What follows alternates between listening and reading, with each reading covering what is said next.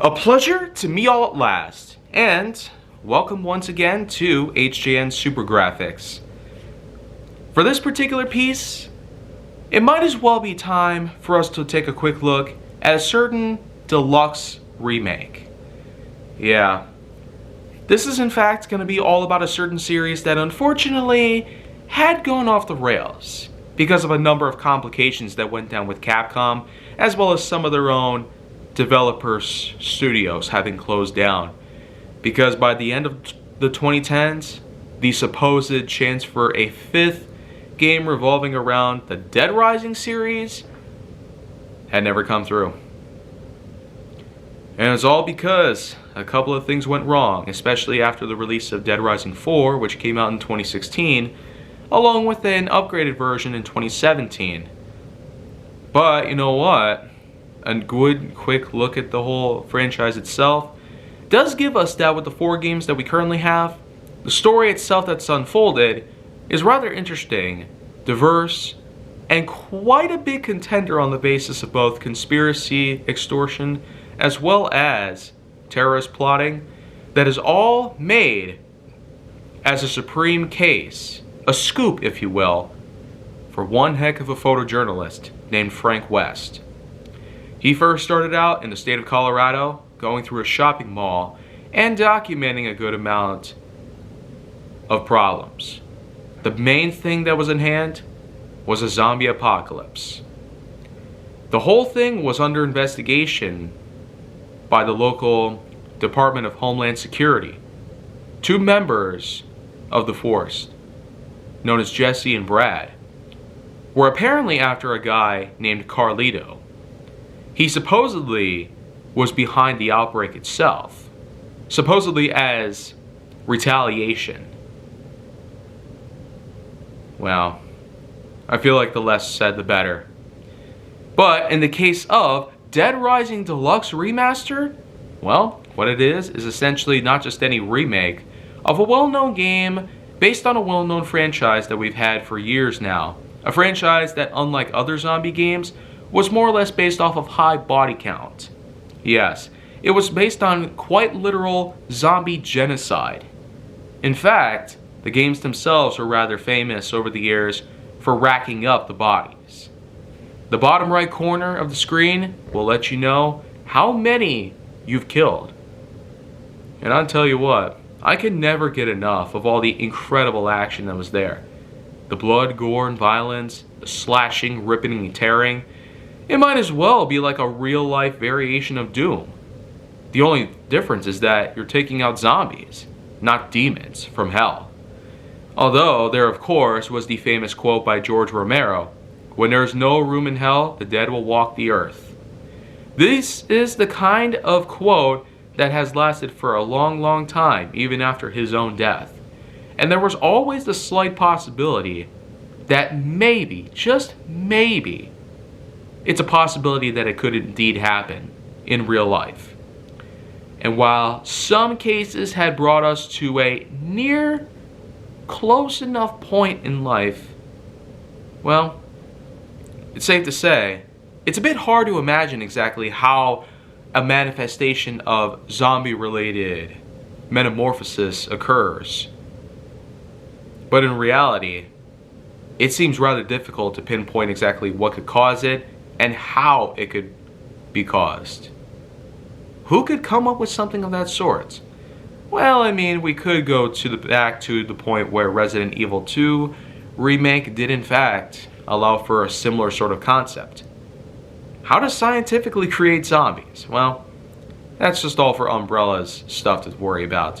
With Dead Rising, it's an entirely different thing. Instead of a corporation not only being responsible for handling a city worth of people, but also supposedly being responsible for an outbreak as well, no, Willamette, Colorado is most famously known for its giant Parkview Mall. And the thing is that while the city itself is blocked off by the National Guard, roped off, borderline quarantined, the likes of Frank West, a photojournalist, as well as his charter pilot, helicopter pilot Ed, they both enter the city through the airspace. Supposedly it's restricted, Military helicopters do in fact pursue the helicopter that Frank is in. He jumps off onto the rooftop of the Willamette Mall while his pilot does manage to get away, thankfully. Of course, he will play a big importance in the plot later on, because the whole thing is that Frank West expects him to show up on Friday, noon, 3 days from now. His main goal on Tuesday, September 19th, 2006, is to establish a scoop. Not just any scoop. A certain report that is going to expose a number of conspiracies that were going on inside the town itself. And more importantly, the mall was becoming quite the figure for this manifestation to occur. Of course, once he does arrive on the rooftop, safe and sound, a man was waiting there for him. He explains to him that this whole mess that's going on is indeed hell. Quite literally, in fact. A few things that I might as well highlight here is that compared to the original, obviously the animation is different. The voice acting is different because they got an entire new cast to do the work. Not even TJ Rotolo returns to voice his respected character. I mean, it probably would make sense since he's gotten a bit older over the years. Nearly 20 years had passed, after all, since the game first was released in 2006. But to tell you the truth, lots of Capcom properties have existed over the years. This was the one that truly struck my heart. And I was more than glad to have purchased a copy from my old childhood therapist at age 11, wouldn't you know, for the Xbox 360. It was crazy that he had a copy of this game. Despite being a therapist for children, I honestly want to have a laugh. But hey, maybe I'll talk a bit more about the franchise itself at another point in my life. Because the Dead Rising Deluxe Remaster does contain some of the same sort of story elements from the start to the finish, but there's a good amount of changes that I might as well bring up. Because of course, the storyline is the exact same sort of thing as the original, and some of the animation is about the same. A good amount of changes apart from the overall appearances of the figures involved within the animation cycle are indeed put together. They definitely managed to polish this up visually in order to make it as appealing as possible to us newcomers. Us PlayStation 5 players like myself, we're able to get a good first-hand look at how well they were able to do in order to allow for a game that's nearly 20 years old to actually look and feel better on a modern console. And I'd say they did a great job on that part. Even the animation and the in-game experience itself, it's still in a good third-person view and even offers more refined controls. For example, remember how in the original, to aim your gun and shoot, you had to pull RT or R2 and press square. Yeah, that's how you aim and fire a gun. Well, in this case, you can use the standard controls that are often the case with almost all shooter games. L2 is to aim and R2 is to fire. Of course, that's mostly an optional thing that you can put together. They do offer you the option to go with the classic controls if you're still wanting to go in that route, but still, I'd more than recommend you have the modern controls laid out, where L2 and R2 are for aiming and firing, because that is the standard that most of us want to live with. On top of all that, it seems to work a lot better, knowing that my natural instincts are to fire off as many rounds as possible at all the enemies, especially the zombies, but later on, as we go down into the deepest, most darkest point of the story, the betrayal of the United States government. Basically, they wanted to issue a cover-up to the entirety of the truth that had been uncovered by the likes of Jesse, Frank, and company inside the mall itself. The thing is, DHS weren't exactly in full authorization of this whole process. No, the quarantine was indeed administered by the National Guard, and the rest of the military would indeed scramble together upon realizing that Jesse had a lot to report The thing is, though, they decided to deny all knowledge of this whole thing. And then, of course, they send in some special forces at midnight, 12 hours before Frank is scheduled to be picked up by his pilot.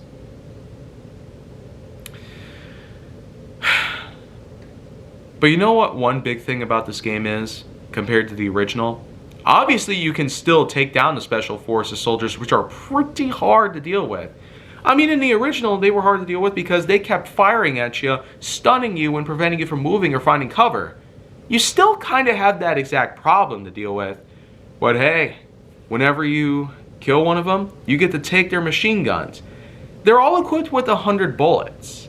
Now, this is one thing that I might as well address here. It's kind of a minor complaint, but wouldn't it have made sense for the weapons to be picked up and for ammo to be picked up as well? Like, if I wanted to take just one of the guns and then pick up as many ammo packs as I want, like, wouldn't that make more sense? In almost every other shooter-based game that exists, you have the guns, but you can also pick up the ammo. In fact, wouldn't there have been a good idea in order for the soldiers to be equipped not just with machine guns, but also assault rifles, SMGs, and whatnot? That would have been a cool idea to administer in this game compared to the original. It was all machine guns, which looked more like assault rifles, and all of them had 100 bullets in there, which I doubt that the magazines that assault rifles would come with would ever fit that many. I mean, with some machine guns out there, like LMGs or MMGs, they could indeed be filled with magazines worth of 100 bullets or higher. But assault rifles? Maybe not so much. Even with a drum mag, I can never find a contender that could hold 100 rounds like that. Oh, but then again, in Dead Rising Deluxe, one other thing stands out here that I might as well mention right away. Compared to the original, it was mostly all machine guns. However, some soldiers are wearing armor and are carrying rocket launchers. Oh man. I'll tell you what. It's one thing to just take them down with simple bullets. But oh man, when you take out these rocketeers and take a hold of their rocket launchers, while you might only get 3 rounds to deal with here, the result is totally worth it. You can take down 3 special force operators with all 3 of the rockets. Seriously, it only takes 1 explosive rocket to take out one of the operatives. That is a huge upgrade, if you don't mind. Like, it's amazing. Just be sure to listen closely. When they yell fire, that's your cue to get out of the way. Otherwise, the rocket is going to hit you pretty hard. And it might likely take a few pieces of your life away.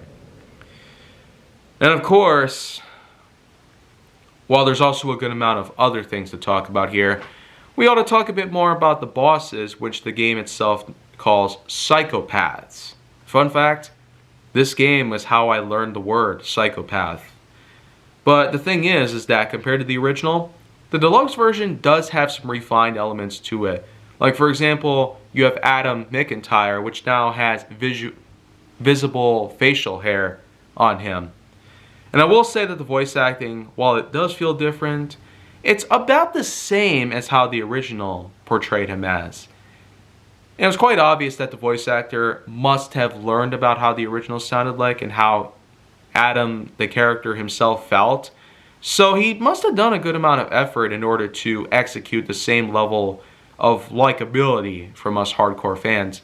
And I'd say between the old and the new, they're about the same. However, a couple are very different that I might as well address here. This one could be either a complaint or just a piece of constructive criticism. But Cliff Hudson, former Vietnam War veteran, 58 years old in 2006. A grandpa of a certain young girl whom was eaten to death by the zombies. And in fact, a good amount of the survivors are also pretty much aware of the zombie infestation in the mall and have had family at some point before they got separated because of the zombie outbreak itself. But in the case of Cliff Hudson, we know that he was a Vietnam War veteran because he's made a few references to Viet Cong, guerrillas hideouts and whatnot. And even shouts filthy communist. Yeah, in the original, he was voiced by Steve Blum, highly acclaimed voice actor from our time. And on top of that, claims that Frank is Viet Cong, a filthy communist, and wants him to tell him where the guerrilla's hideout is, as if the war is still going on. However, in the deluxe version, they removed all this. Supposedly, this is because of Chinese censorship.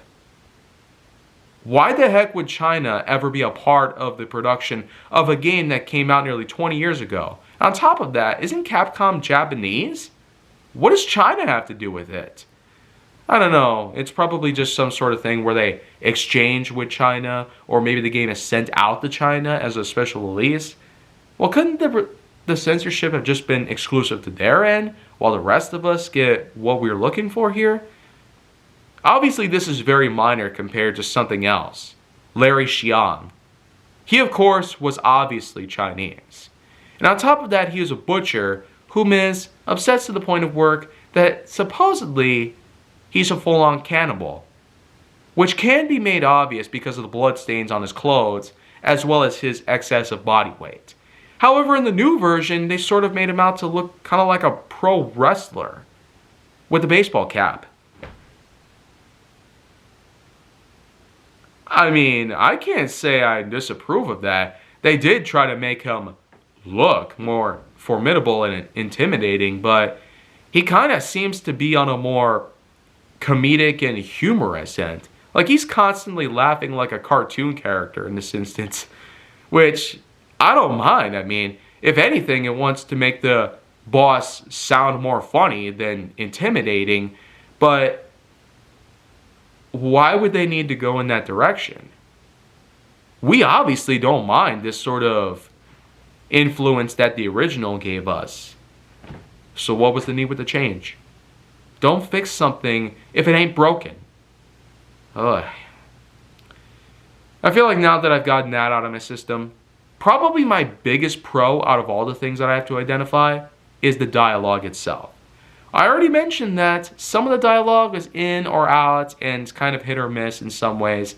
But the fact is that in spite of the fact that there is a full new voice cast in the game itself, even Frank's voice is different, kind of sounds closer to that of the Dead Rising 4 version of himself, which I didn't really mind, but they made him out to be pretty nutty and sort of wisecracking in a way. By the time the fourth game came and went, I mean, he was busting jokes like nobody's business and all that stuff. One thing that stands out from all this, though, is how much of the extra bits they added into it. And I know some people might not exactly approve of the idea of having all this extra dialogue. It might seem like it's annoying or unnecessary.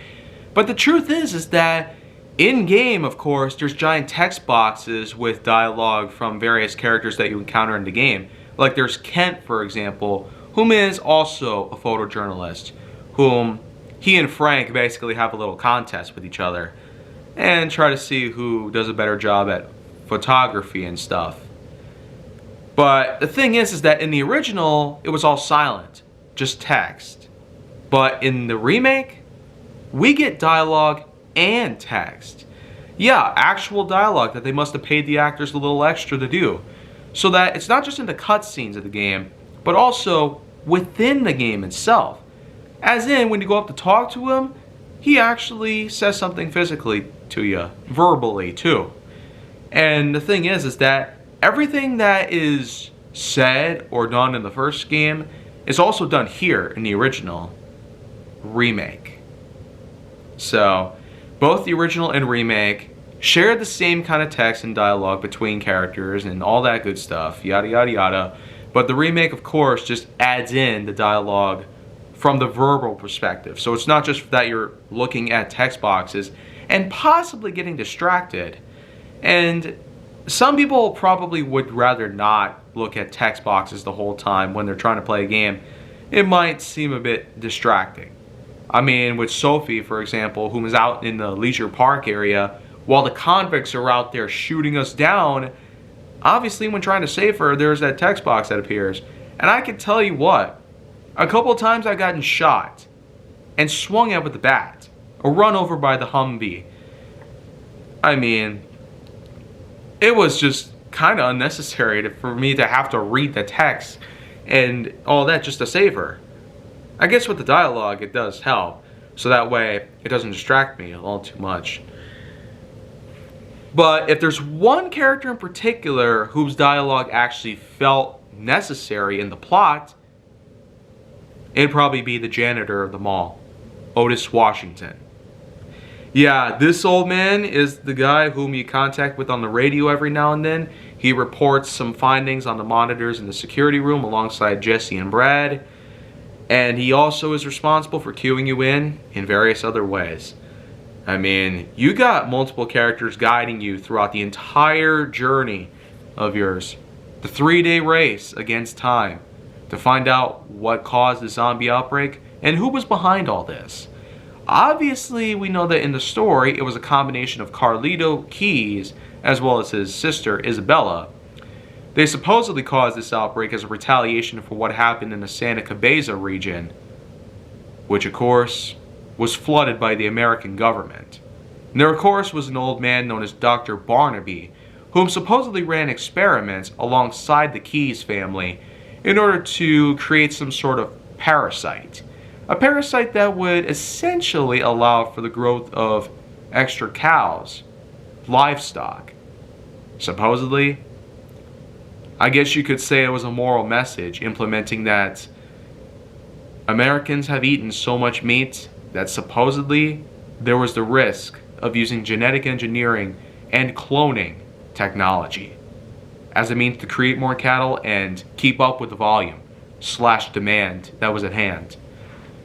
But all of that culminated into one big accident. A queen wasp had gotten loose with the parasite in hand, infected people, turning them into zombies. But in the case of Otis Washington in the original, it was mostly just all text and silence, no dialogue added in. But his inclusion of an actual voice that an actor came by and put in for him was not only a great call, but in terms of getting to the true ending and finding out the facts in hand about what happened, and when those military forces arrive at midnight, Otis Washington, of course, is famously known in the plot to have left the mall via helicopter. He snuck out onto the rooftops, gotten on board one of the government's own helicopters, and made a run for it. But not before he left a note on the countertop where the monitors are for Frank to read in case he ever came back, stating to him that he's made his escape and is doing well in spite of the current circumstances,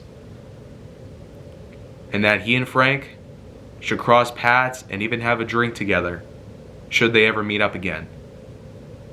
The way I see it compared to the original, it was good that Otis and Frank meant well for each other and supposedly were close to pretty much becoming friends, despite only having a couple days worth of time with each other, talking to each other on the radio or in person and whatnot. It seemed that all these new faces Frank has encountered with all were doing well for him, his career, and his overall story at that one location in Colorado.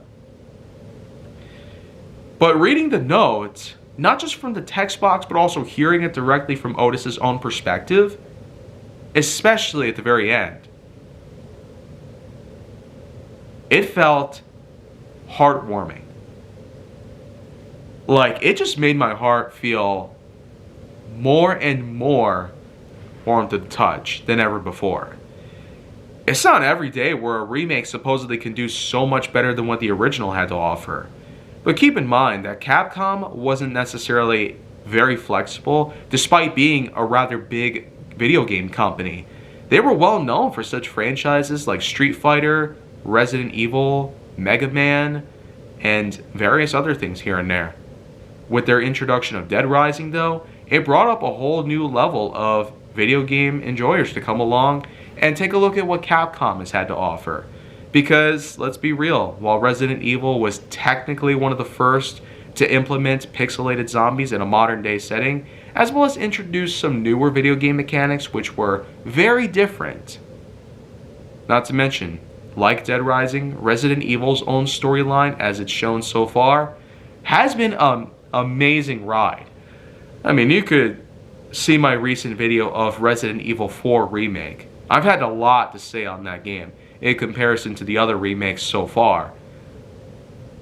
But likewise, the fact that they remade the first Dead Rising game really goes to show that they did so much more than what the original ever did. The original was an amazing game itself. And after almost 20 years, I still am one of its biggest fans. The remake is indeed probably the best that the series has had to offer so far. They not only brought back the first game, but they did so in a much, much, much bigger way than we thought possible. I mean, we not only have enhanced graphics, enhanced gameplay, refined controls, and higher capability and flexibility, but we also have ourselves some great challenge, a unique variety of gameplay styles, including combat, shooting, collecting, scavenger hunting, and a variety of other things as well. We got all types of psychopaths, including the ever so estranged manager Steven of Sion's Food. Yeah. In the remake, they sort of made him out to be a bit more on the insane side, but kind of more like if he hadn't gotten a lot of sleep and was indeed going through a lot of psychotic issues. Compared to the original, where they sort of made him a bit funny. I will even arguably say that when Steven yells, "I do not allow vandalism in my store," oh man, the kind of hallucinogenic, trippy add-on that they put in there, apart from his already enraged expression, kind of intimidated me actually, compared to the original where I almost cracked up at it. So they made the remake version of him look way more serious and scary-ish. Of course, he's a psychopath, so it should come as no surprise. So others might have their own somewhat biased opinions on this whole thing. I don't go by those, unfortunately. Otherwise, everything else is just fine. I do feel like they could have done a bit more in order to really optimize the overall gameplay on it, but it sure does work well in its own way. The fact that they included modern day shooting controls with R2 and L2, that alone works out so much better than what the original did. Even today, I still can be a bit confused by having to use R2 and square to aim and shoot, whereas nowadays, it's the standard controls. So, my overall scoring for Dead Rising Deluxe Remaster does come at a unique 8.3 out of 10.1. While I don't consider it that much better than some of the other entries in the series thus far, it's certainly a lot better than what we could have gotten back then. And let's be real. If Dead Rising 2 or Dead Rising Off the Record gotten the remake of their own, as well as had some of the best optimization and capabilities possible, then they could be the greatest games of the series bumped up even better. Because man, 2 and Off the Record were the best. I don't even know if they want to do anything about 3 or 4, but I guess we'll have to see how that goes around. Anyways though, thank you for enjoying this piece of HJ and Graphix, and I'll see you guys again tomorrow for yet another piece of the series as we speak.